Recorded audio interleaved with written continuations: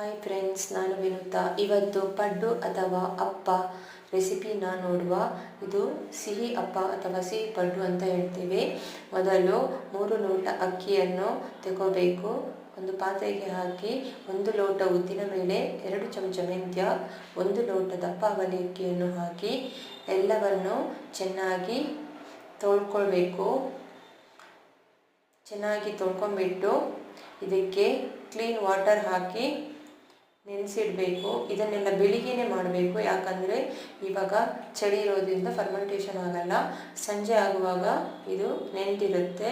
ನಂತರ ಮಿಕ್ಸಿ ಜಾರಿಗೆ ಎಲ್ಲವನ್ನು ಹಾಕಿ ಮುಳುಗುವಷ್ಟು ನೀರು ಹಾಕಿ ರುಬ್ಬಿಟ್ಕೊಳ್ಬೇಕು. ಉಪ್ಪು ರುಚಿಗೆ ತಕ್ಕಷ್ಟು ಹಾಕಿ ಚೆನ್ನಾಗಿ ಮಿಕ್ಸ್ ಮಾಡಿ. ತುಂಬ ನೀರು ಇಲ್ಲ, ದಪ್ಪ ಇರಬೇಕು ಹಿಟ್ಟು. ಇದನ್ನು ಚೆನ್ನಾಗಿ ಮಿಕ್ಸ್ ಮಾಡಿ ಮುಚ್ಚಳ ಇಟ್ಟು ರಾತ್ರಿ ಇಡೀ ಫರ್ಮೆಂಟೇಷನ್ ಆಗೋಕ್ಕೆ ಬಿಡಬೇಕು. ನಂತರ ಬೆಳಿಗ್ಗೆ ತೆಂಗಿನಕಾಯಿ ತುರಿ, ಬೆಲ್ಲ, ಏಲಕ್ಕಿ ಇವೆಲ್ಲವನ್ನು ಚೆನ್ನಾಗಿ ಕಲಸಿಟ್ಕೊಳ್ಬೇಕು. ಇದು ಒಂದು ತುಂಬ ಹಳೆಯ ರೆಸಿಪಿ ಆಗಿದೆ. ಇವಾಗೆಲ್ಲ ಖಾರ ಪಡ್ಡು ಅಂತಲೂ ಸ್ಟಾರ್ಟ್ ಆಗಿದೆ. ಇದು ಮಾತ್ರ ತುಂಬ ಹಳೆಯ ಕಾಲದ ರೆಸಿಪಿ. ಇದು ತುಂಬ ಸಿಹಿಯಾಗಿರುತ್ತೆ. ಇದನ್ನು ಹಿಟ್ಟು ಜೊತೆ ಮಿಕ್ಸ್ ಮಾಡ್ಕೋಬೇಕು. ಮಿಕ್ಸ್ ಮಾಡಿ ಚೆನ್ನಾಗಿ ಕಲಿಸ್ಕೋಬೇಕು. ಚೆನ್ನಾಗಿ ಹಿಟ್ಟನ್ನು ಕಲಿಸ್ಕೊಳ್ಳಿ. ಎಲ್ಲ ಕಡೆ ಸ್ವೀಟು, ಬೆಲ್ಲ, ಏಲಕ್ಕಿ ಫ್ಲೇವರು ಎಲ್ಲನೂ ಚೆನ್ನಾಗಿ ಮಿಕ್ಸ್ ಆಗಬೇಕು. ಇವಾಗ ನೋಡ್ಬೋದು ಕನ್ಸಿಸ್ಟೆನ್ಸಿ ಹಿಂಗಿರಬೇಕು.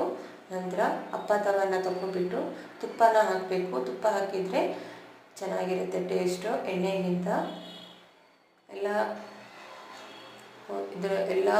ಅಪ್ಪದು ಬೌಲ್ಗಳಿಗೆ ಹಾಕಬೇಕು.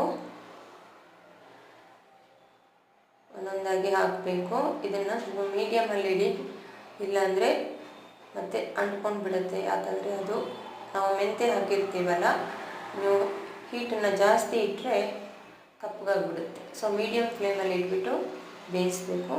ಬೆಂದಾದಮೇಲೆ ಇದನ್ನು ತಿರುಗಿಸಿ ಹಾಕಬೇಕು. ತಿರುಗಿಸಿ ಹಾಕಿ 1-2-3 ನಿಮಿಷ ಬಿಡಬೇಕು. ಎಲ್ಲವನ್ನು ತಿರುಗಿಸಿ ಹಾಕಬೇಕು. 1-3 ನಿಮಿಷ ಬಿಟ್ಬಿಟ್ಟು ನಂತರ ತೆಗಿಬೇಕು. ಇದೇ ಪ್ರೋಸೆಸ್ಸನ್ನು ರಿಪೀಟ್ ಮಾಡಬೇಕು. ಆವಾಗ ಸಿಹಿಯಾದ ಪಡ್ಡು ಅಥವಾ ಅಪ್ಪ ಸವಿಯಲು ಸಿದ್ಧ.